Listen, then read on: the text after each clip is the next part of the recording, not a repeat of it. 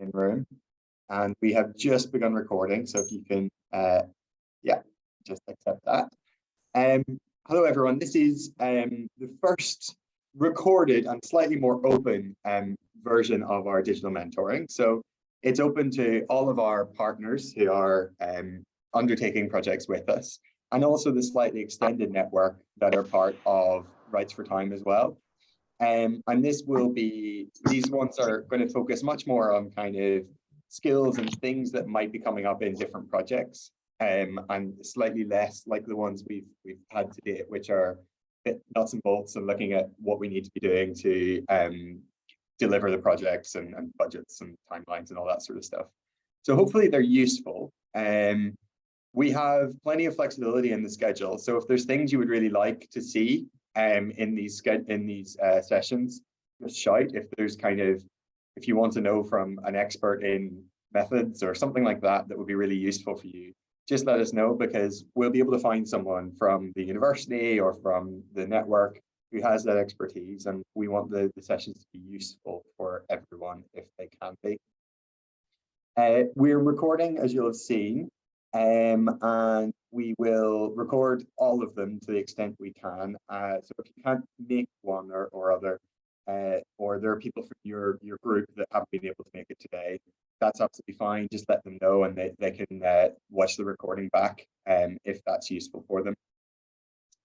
So today you have Kirsten and I speaking. Kirsten's going to start with some of how we've done communication within the network and how you can make use of the network as a way to spread the good word. And in bit I'm focusing on today is how we kind of gather our achievements, gather our evidence as we go along. And I'll go through that in a bit more depth. And then there'll be loads of time at the end, hopefully, for questions and discussion and other alternative approaches that you've come across, so we can all learn from each other too. So, Kirsten, are you happy for me to hand over to you? Yeah, thanks, Ben. Hi, everyone. I'm going to share my screen and then tell you about ways to engage with the network through our communication on social media channels. Can everyone see that? Nice. Yeah, so this will be a bit of logistics, but I'm going to keep it brief so we can move on to the more interesting part of the session today. The first communication channel I'd like to talk about is Slack, which is a messaging app for organizations that connects people and through which you can share information or documents and chat with members of the network. You should have all gotten an invite from Manila to join Slack yesterday. If not, or if you're struggling to get onto Slack, feel free to message her in the chat now or send an email after the meeting. Once you click on the invite link and create an account, you should be able to access the app either by opening Slack in your browser or downloading the desktop app. This is what it generally looks like. You've got a sidebar on the left with options for messaging, connections, and channels, and a navigation bar at the top. The channel I have open right now is the one that you've all been invited to. You can see in the top right corner that 22 people have joined the channel already. So a lot of you seem to have made your way onto Slack, which is great. If you've got the app open now or later today, feel free to send a message to the team to say hi, to just let people know that you're there and try messaging in Slack, see how it works. It would be great if everyone could put a little hello message in there over the next few days, so we know that you're familiarizing yourself with the platform and that we can use it moving forward.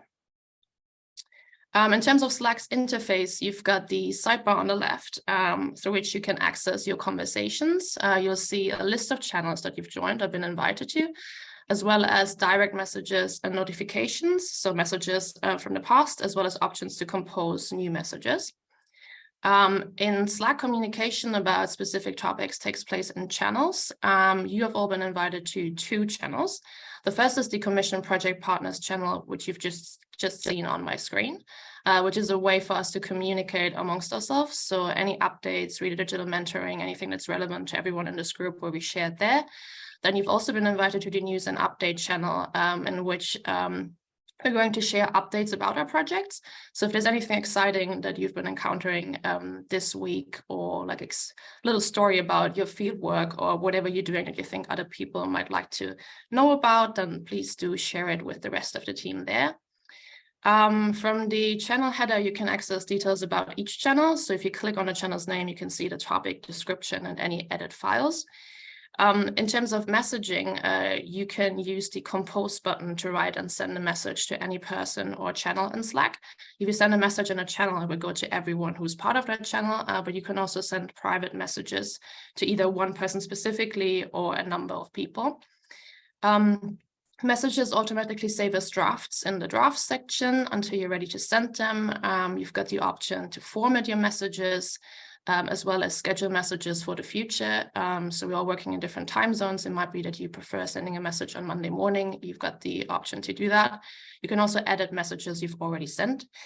If you're worried about forgetting a message, you can set a reminder so that you'll be notified about it at a future point, which I find quite helpful. I sometimes find that I would like to engage with a message, but I don't actually have the time to do it in the moment.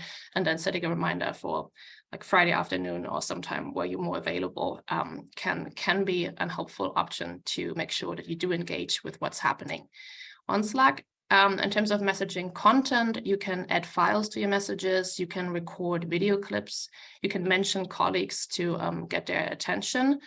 You can also use emoji reactions. So sometimes you might not have the time to respond, but you might want to acknowledge that you've seen a message. So you can do that with an emoji, and then you can also mark important messages or pin them to the top of a conversation. So it might be that there's a document or information that you want to go back to on like a weekly or monthly basis, and rather than scrolling through your history, you can pin it to the top of a channel, so it's easily accessible for everyone. You've got the navigation bar at the top, which helps going through your history. You've got a clock icon for recent activity, and then sorry, hi. And then you've got a question mark as well to access support through Slack. All right, moving on from Slack to our second important platform, our website. As of the end of last year, we've got a beautiful new website, and if you haven't done so already, I invite you to take a look and browse the different sections. The most important info is summarized on our default page. We've got an about page that has a profile for all the members of Rights for Time, as well as an our work page that has information about our projects, as well as our lexicon on temporalities of humanitarian protection.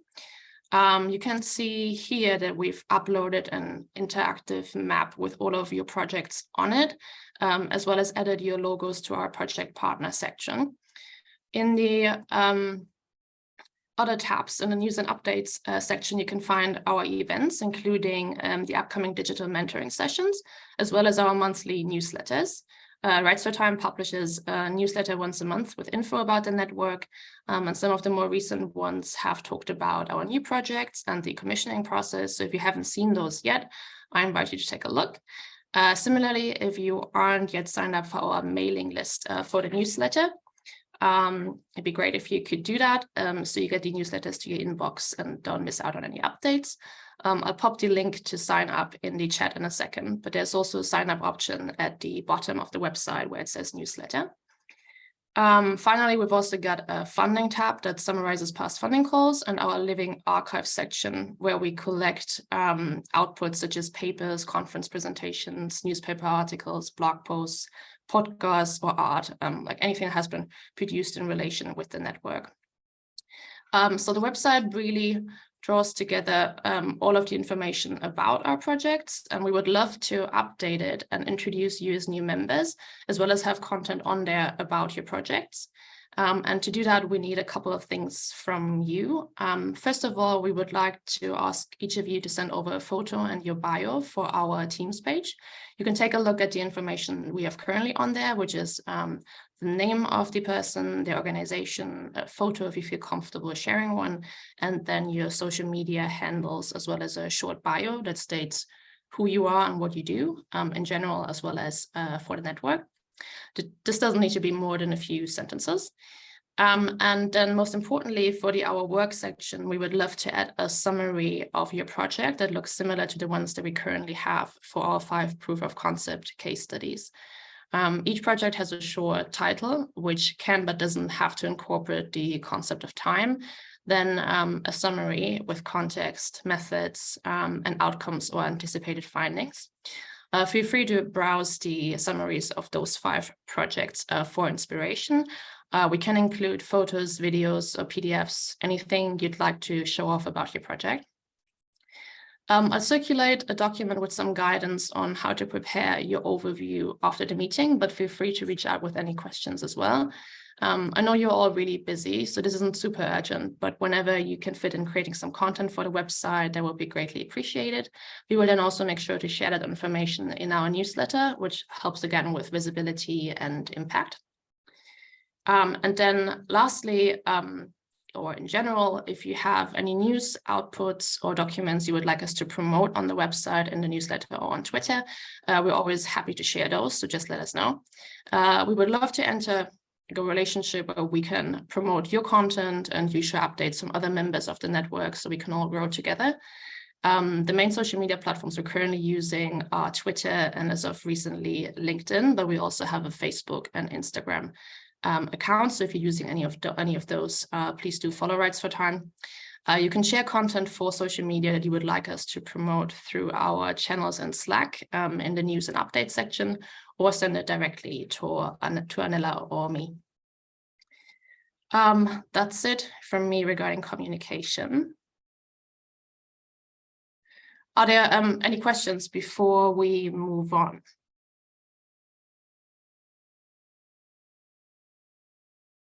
Great. Thank you very much, Kirsten. There was some really good, I know how important sharing the work is for everyone. You know, I know from talking to people that it's not just about doing the work and how important it is to do the work, but also to kind of expand that voice and have a bigger audience for it. So there's some really useful stuff you showed us in there. And I hope, yeah, as you said, we can kind of mutually reinforce each other's messages and make sure that as many people as possible are hearing about the really, really cool stuff that's happening. So thank you very much. Any last chance for any questions for Kirsten? Okay, good. If you think of anything, we can always come back to that towards the end. So next, I'm going to focus a bit more on evidence. So this is something that screen has gone funny. 2 seconds, bear with me. This is something that a lot of us will often leave to the very end of a project, which isn't often the best plan, because it means that we've forgotten an awful lot of what's happened on the way through a project by the time we come to discuss it all. Just trying to rearrange my screen. Oh, here we go. Right, so I'm going to start with a scenario. I love a story. I know lots of you are storytellers as well. And so I'm going to start with kind of what almost always happens in big projects, especially big research projects. And there's a really good reason for it. It's because we're all very, very busy and we get very excited by the work we're doing on the ground. And so in the busyness of getting on with stuff, we don't always do all of the steps that we need to. So in this scenario, I've got John, who's got his head in his hands here. John is been in this big research project. It's been really exciting. He's got some amazing, he's been in the news. He's got politicians to pay attention to it. There's been lots of people talking about it. But he's just been in that moment of doing things and not recording it. And then he's come towards the end of the project. He's applying for the next funding pot, or maybe someone's asked him for a bit of information about, you know, how the last project went. He's kind of sitting there going, I know lots of things happened and I knew I talked to someone, but just so busy I didn't write it down. And this, from personal experience and from experience with lots of other projects, this is really common, that you forget all those gems of evidence, of impact, of the really exciting things that happen. You forget the detail of them because, you know, time passes, and those are often the most intense periods when a lot's happening all at once. So hopefully I'm going to go through and talk about how we can avoid being John, and how we can make ourselves a little happier as we go through. So I'm going to talk about why it's worth collecting evidence at all, and a few of the reasons we would want to collect evidence of our successes and our impacts, how we might collect it, so where we store it, some of the different types of evidence that we can use and make really good use of, And then just at the end, some nice summaries. I find quite nice packaged up ways of showing the real extent of our evidence and our impact from all of the little bits that join together. So hopefully it's going to follow that structure. So first I'll talk about why we should collect evidence of our successes, why we should collect evidence about those things that have gone really well in our projects. The first is it's a fundamental for applications, and nearly all sorts of applications, to be honest. I've come across lots of different types for government money, for charity money, for university money, and even job applications, promotion applications, processes within your own organizations. An awful lot of the time, you're trying to show how good you are at something, how successful you've been at something. And so if you've got a really good body of evidence just on tap, ready to go, that's really, really helpful. So first thing that's really useful for is applications. The next thing is it's really useful in building your credibility, okay? So getting a bigger name for yourself within your region or your country or even further afield. And, you know, it's one thing to say, you know, I know my stuff, I'm really good at it. But sometimes the thing that speaks most to people who don't really know anything about your organization, or they don't know an awful lot about you, is you said, well, we've achieved all of these things. Look, I can point to lots of things that have gone really well. And so it builds that sense of credibility and legitimacy, and people are more likely to kind of listen to you and take you seriously. So I think that's a pretty good reason for doing this as you go along. It's really useful for actually shaping the work you're doing as well.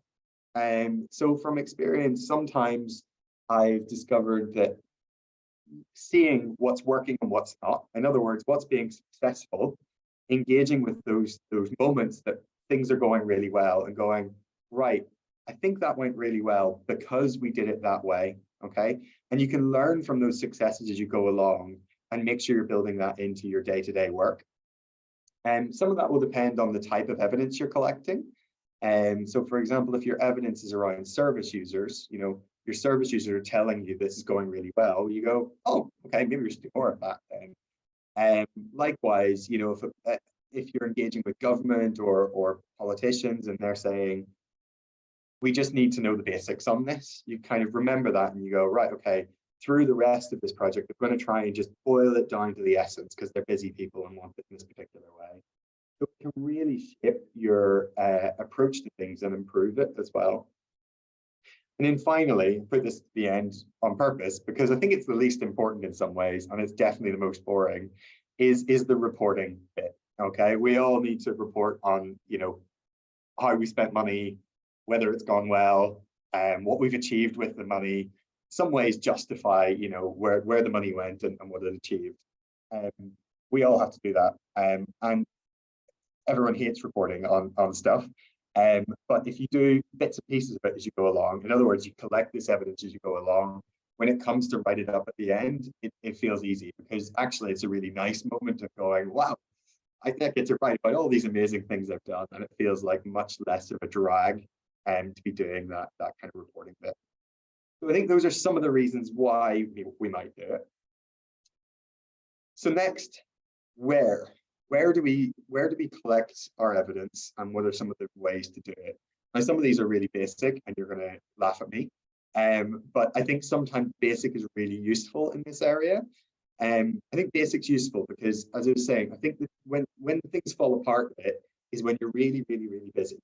Okay, and when you're really, really busy, you need something that's just simple, right? You don't want a complicated filing system. You don't want a complicated app or something. You just need something you can kind of scribble it down and go, oh, I better not forget about that. You know, that report mentioned me.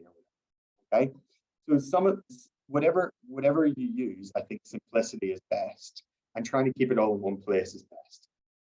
So pen and paper, big fan of pen and paper. You know, you keep a notepad or you keep a bit of paper that you just scribble on and you go, yeah, and that website mentioned me or whatever.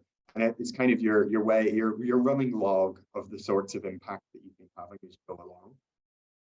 If you're slightly more digital, so if you move around quite a lot, I think it's quite difficult to keep up with all the paper around you.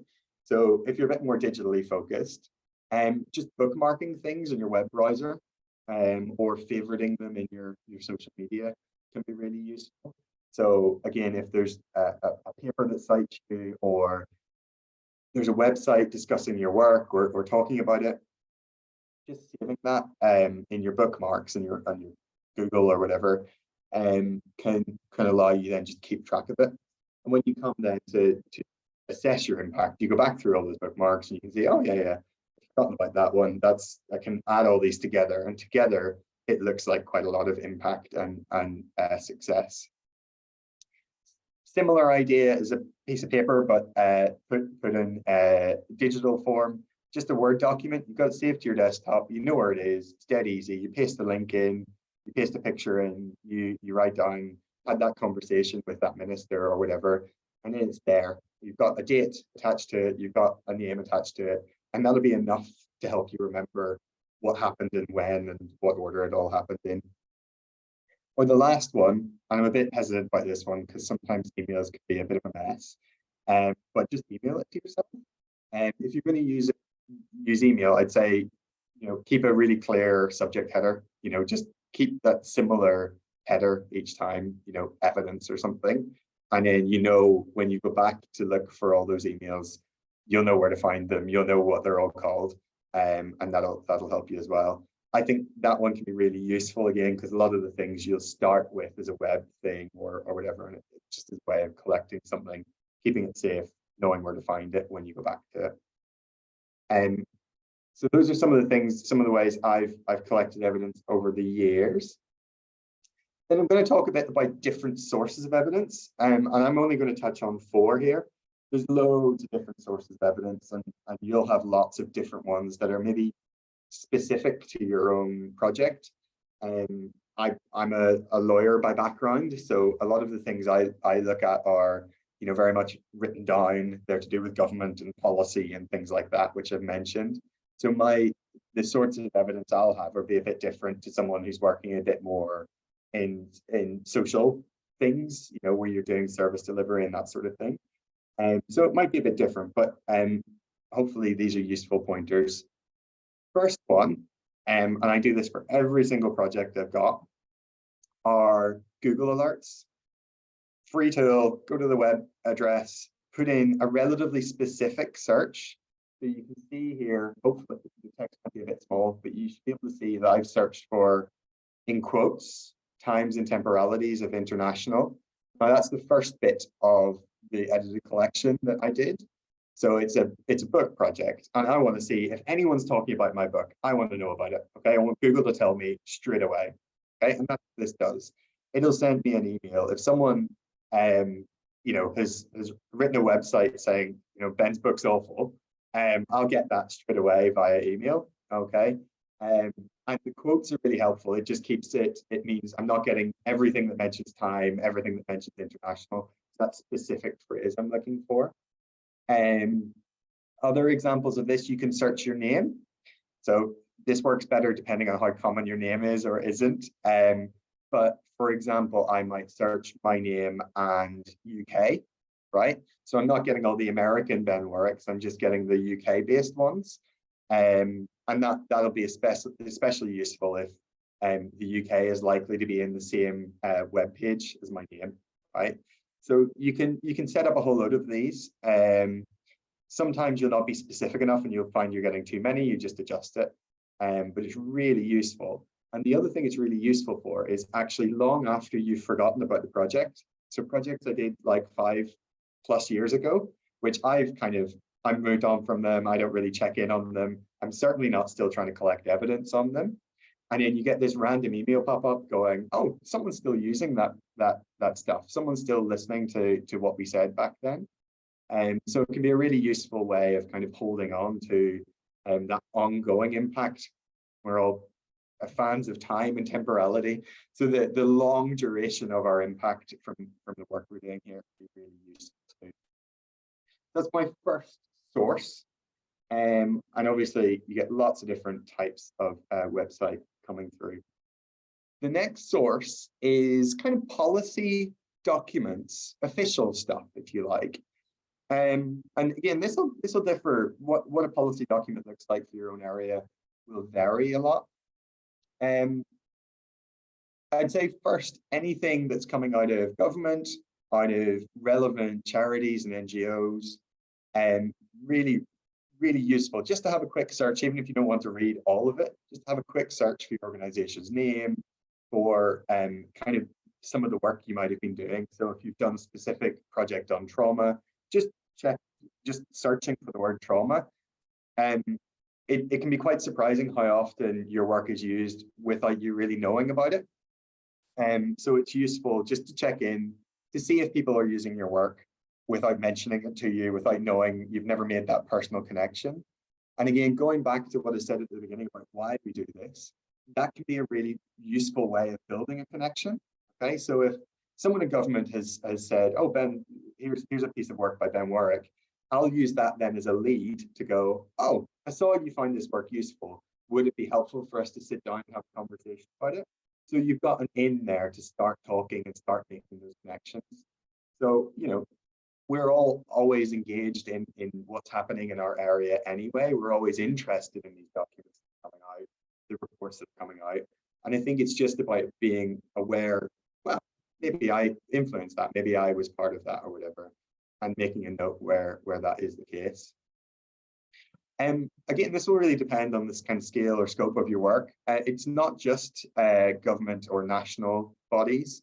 And you'll also find that the relevant regional body, African Commission, UN bodies as well, United Nations bodies, they will use a lot of work as well. And that's because they're looking for the really valuable thing that a lot of your projects bring, which is that real expertise from on the ground, okay? So that you have an expertise that they do not. And I think it's really important to remember that. And that means they will always want to be relying on things that you're doing. So don't kind of go, well, because it's a big organization, they won't be interested in what we're doing. It's almost the opposite, right? Because they're so big, that's why they need what you're doing, because you have that much closer connection to what's happening. So it's also useful just to keep an eye out for those bigger organizations and how they might be using your work as well. And yeah, you don't have to do it all the time, just checking in from time to time with these things. And then the last one, I would say in terms of policy documents is if you've had conversations with people and following up and seeing what they did with those conversations. And so again, lots of examples from my experience of this, where you have a meeting with someone and they go away and write their report, but they were too busy to come back to you and tell you, oh, thank you very much, Ben, that was useful. I used your stuff here, here, and here. So they just publish their report and they move on. And it's only by chance or by accident or by me going into the stuff that they've done that I find out, oh, you did actually use this. You did, that was useful for you then. Okay. And that's really important for me. So yeah, if you have a conversation with, you know, the lead of a charitable organization, kind of just checking in at 6 months later and going, wonder what they did with that conversation. Did they ever write that report? Did that ever lead to anything? Because often it will have had some form of impact on their thinking or what they produce, but they just haven't got back to you to tell you how useful it was. It's always important to kind of follow those conversations up, follow those meetings up to see what it might have done or what it might have led to. My next source of evidence, social media. It's a bit of a wild west out there in social media terms, and some of the stuff that's out there, you know, it's passing, maybe it's fleeting, but some of it can be really, really useful in showing the scale of your influence and the scale of your success. So while a policy document, my last source of evidence, while that might show, wow, the impacts and the successes you're having are really, really important because they're influencing really senior people and really important people. This sort of social media side of things shows the impact on lots and lots and lots of everyday people. Okay, so how it's influencing the general public, okay, and how the general public are engaging with it. And so one's kind of almost quality of influence, and this one's a bit more quantity of influence. So this is something from the Rights for Time Twitter account that Kirsten was just talking about. And the first thing you want to kind of take a note of with social media is some of the numbers. The numbers can be really big. So this is a post just, I think, a few days ago. I can't remember what month we're in. And it's got over 1,000 views on it. Okay, so if you're trying to show how much of an impact your work is having, how big of an impact, these statistics can be really, really useful, because if you add them all up, it shows you're reaching thousands of people. There's thousands of people coming across what you're doing, and that can be really potent and powerful, and a really good case for give us more money, give us more support, because we're influencing all of these people. So numbers, statistics, really useful from these sorts of things. And I would say, because social media can be a bit more fleeting, things can disappear, people can delete things and all the rest, probably a good idea is to keep a note of those numbers as time goes on. So if you see a number like 1,000 views, jot that down, okay? Don't kind of think you can come back to that number later, because it might have changed, it might have gone away. It's just useful to keep some of those notes as you go along about the statistics. The other thing you can get from social media posts is other people talking about your work a bit more independently. So this is obviously something we posted as Rights for Time. We did that, and so we can show there's lots of people who have engaged with that, lots of people have seen that. But the other way that you kind of show your influence and your success for social media is where other people are talking about you. So you've got, you know, the head of an organization or someone quite significant, or maybe just a lot of people all talking about your most recent project, the most recent event that you did. And that's really powerful as well, because that's all of a load of other people going, yeah, look at them, they're really good, they're really impressive, and they're doing that really interesting stuff. So that's another opportunity to kind of demonstrate the kind of engagement you're getting with the work that you're doing. And again, always doing it as you go along, because if you try and get to the end of a project and then go back and find all the social media posts about your project, you're not going to manage. It's just going to be impossible. So you need to do this stuff as you go along for it to be useful. And my last source of evidence is actually like a big chunk. And this is all the stuff that doesn't have anything to do with the internet and is all in-person stuff. And actually, you get an awful lot of evidence from in-person interaction. It's also the very hardest stuff to keep a record of and keep a note of and all the rest, right? So this is where I think pen and paper is most useful. So service evaluations, you know, if you've got people doing a survey when they start your course and end your course, you can show, okay, well, at the beginning, everyone kind of thought that this wasn't going to be very useful. And by the end, they said, hey, I learned a lot. This is really useful. Okay, that's showing the real evidence of how you've changed something. And that's really, really valuable when it comes to doing all those applications and everything I was talking about. And so any service evaluations, any kind of surveys you do, anything like that are absolute gold for showing evidence of how you've achieved things and succeeded. So almost by design, sometimes it can be useful to embed those evaluations in what you're doing. So when you're designing a project, when you're thinking about, okay, how are we going to show that this has worked? How are we going to show that we're on the right track? It can be a really useful thing just to embed. If you're running an event and an exhibition, it can be useful just to have little postcards and people get to write down as they leave, you know, what they were thinking through the exhibition. And all of that can do your evaluation and also give you really useful feedback so you can share what you're doing with your work. So I'm a big fan of evaluations and surveys. I think they're, you know, the best quality, most real sort of feedback you'll get. And the other thing that's really useful, so I mentioned about those meetings you might be having with different people. Might be meetings with quote unquote important people. They might be meetings with people who, you know, they're just stakeholders. They're people with information, advice. Write all those down. Write down, you know, met with barrister X, met with, you know, this person who was historically significant. Write all of that down, because all of that, again, is showing your engagement, showing how you as a project are interacting with those other people and how those other people want to interact with you. And so they can seem like, well, I just met with someone. How could that be evidence of anything? It's real evidence. It's evidence that people are interested in what you're doing, that they're shaping how you're thinking, you're shaping how they're thinking. All of that is really, really important.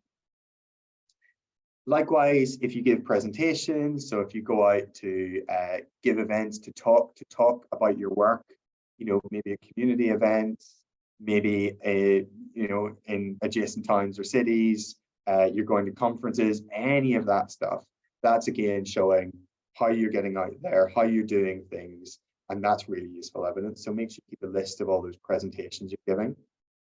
And sometimes letters, and I think there's still a real role for writing a bit of a letter to someone if you're trying to get on their radar. Everyone gets a lot of email, and sometimes people can screen an email out and not really read it. A letter has an impact an awful lot of the time. You send a letter to someone and say, have you seen this really interesting piece of work that we've been doing? I'd love to have a chat with you. And they come back to you and go, yeah, we have seen that work. It's really interesting.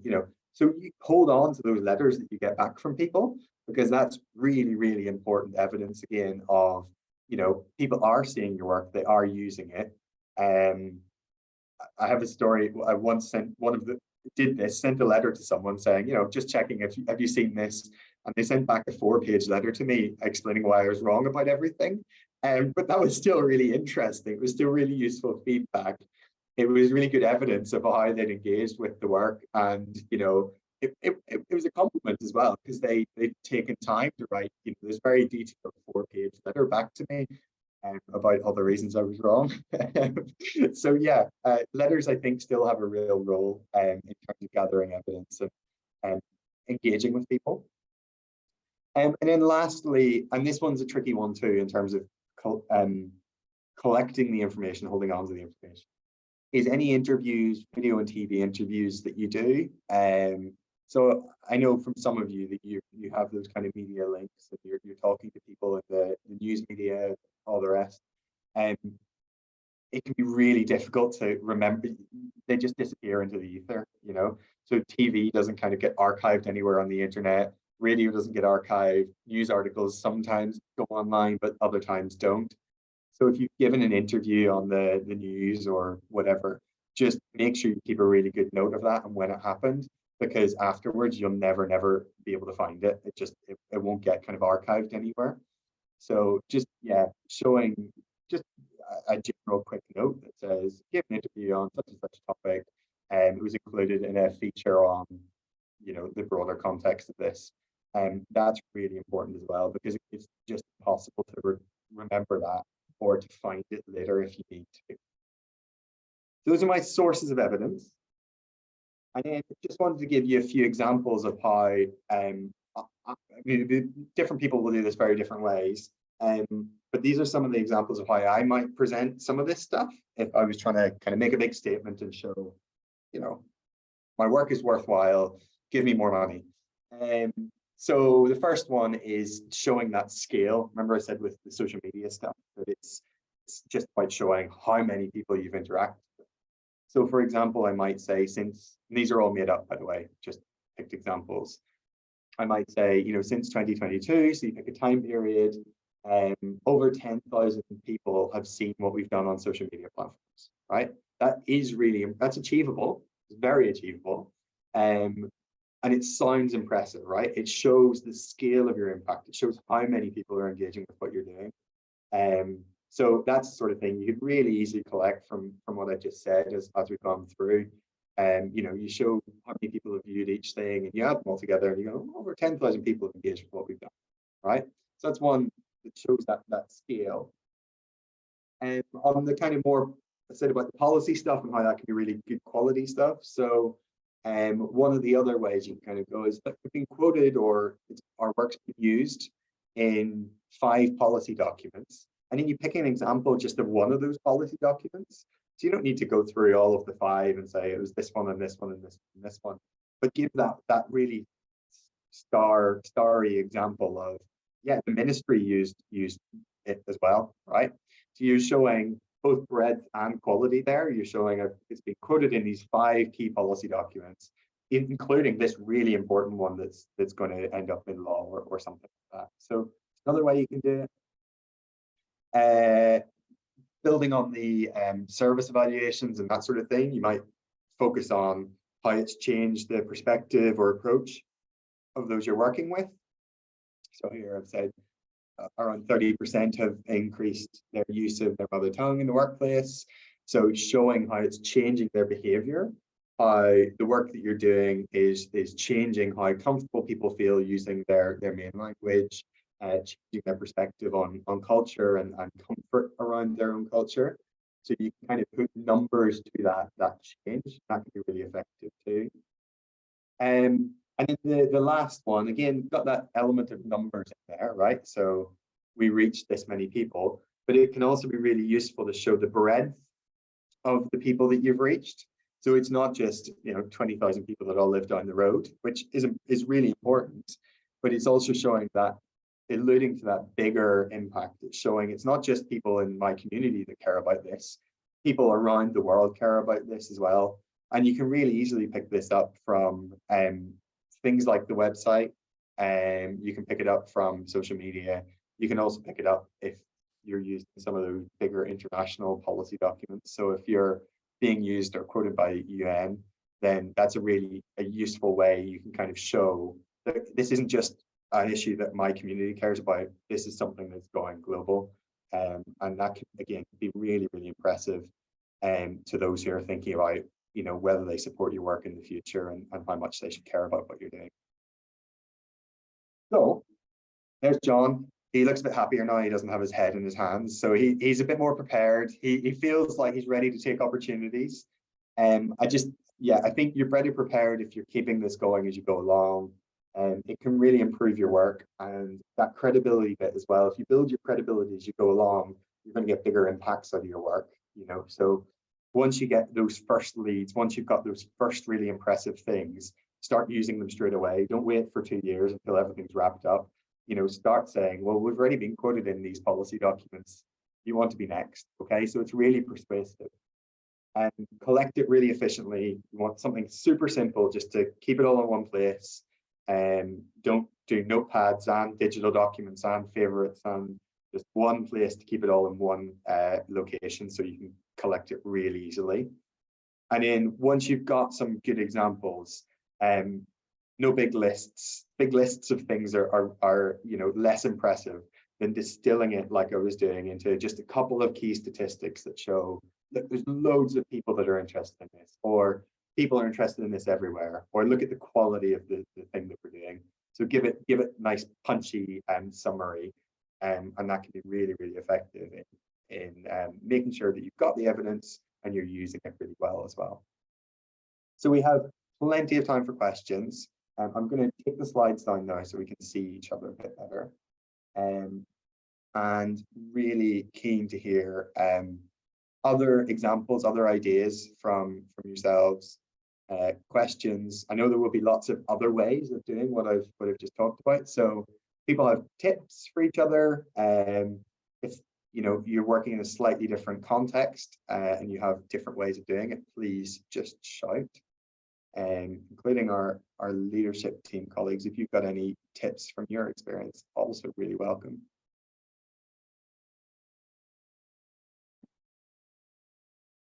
Anyone want to start us?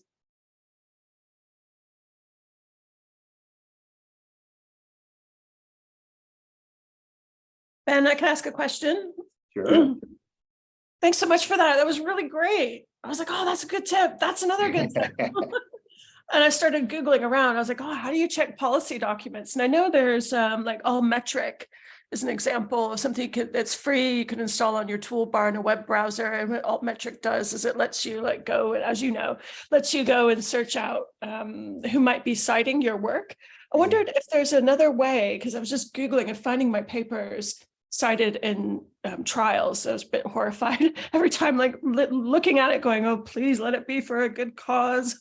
I wondered if there's an easier way to search for policy documents other than, I don't know, typing UN in a web browser in your name. Like how would you suggest looking for references in law and policy, et cetera? Thanks. Good question. To be honest, I've always done it through a mix of using your own knowledge, right? So you will know in your field, Heather, who's most likely to be using your work, right? So you'll know that courts might be using it, and you'll know that certain policymakers might be using it. So following up on specific leads, I think, so using the human brain is not defunct yet, still has a role in this world. So using your own experience and your own kind of expertise to follow up on specific leads. So kind of doing a bit what you said you were doing anyway. So that's one prong. And I think the other prong is yeah, I don't have any magic beans. I think the other is just Googling. But I think those Google alerts are great. Like I've often been alerted to things in policy documents through those Google alerts. Because again, it'll depend on the country and the context, but an awful lot of policymakers are sticking their policy documents on the internet, and it gets scraped by Google. Google are picking it up. So very often it's getting picked up through the Google search anyway. Yeah, so most of the time that's where I'm picking it up anyway. There was something else in my head, it's just disappeared. Oh yeah, I think you need to play around as well with the search terms you're using.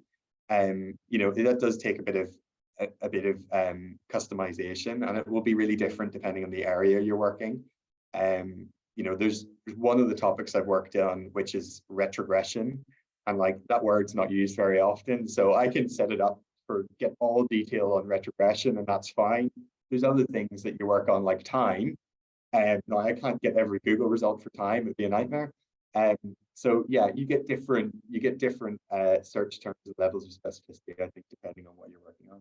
I see Heather's just posted the Altmetric link as well. I think that is a really good tip, and I've used that in the past as well. It kind of tries to give a grouping of lots of different things that are out there, lots of different sources, including social media and things like that. So it can be really useful as a good starting point too. I forgot about that one, so thanks for reminding of that. Any other questions or tips for others? Ben, I have a question. This is Faith from Azadi. You talked about social media, and like that is very direct. You'd be able to know how many people have engaged with your work and whatnot. So I wanted to find out if your work is, for example, like the ethical storytelling that we did last year is on our website. So is there a way for us to know how many people visited our ethical storytelling exhibition page on our website? On the Rights of Time website or your own website? No, on our own website. Yeah, so there's a thing called Google Analytics. So this is a bit beyond my, it's technical, it's a bit IT, but you should be able to embed something called Google Analytics into your website, and it's really, really rich. So I don't know if you've got someone that manages your website for you or something like that, but I would say have a chat to them, because they should be able to find that, and they should find a lot of detail. So they'll be able to say there were 3 people from Scotland that visited your website. It's really specific. And so that gives you that kind of spread of geography as well as numbers. So yeah, it's probably a more technical person's question than I'm able to. But yeah, I've seen that information and that data in the past and used it because it's really valuable.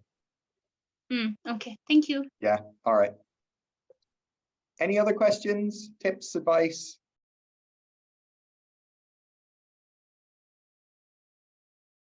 Okay, well, in that case, I shall let everyone grab an extra few minutes back of their day, depending whether it's morning, afternoon, or evening. That might be welcome. Thank you very much for coming. It's really appreciated that so many turned up. and some really good questions. Hopefully it was useful. As I said, if you've got any things that you would like to be covered, or you would like us to cover in a slightly different way, or more discussion, less discussion, just let us know. We're really, really flexible, and we want these to be useful for everyone. So yeah, just drop me an email, drop any of us an email, and we'll get it in the schedule, and we'll think about how we can best use this time together. Otherwise, nice to see you all, and take care. Bye, everyone. Bye. Bye, Thank you, thank you. Ben. Thank you. Bye. Bye. Thank you so much. Bye. Bye, everyone.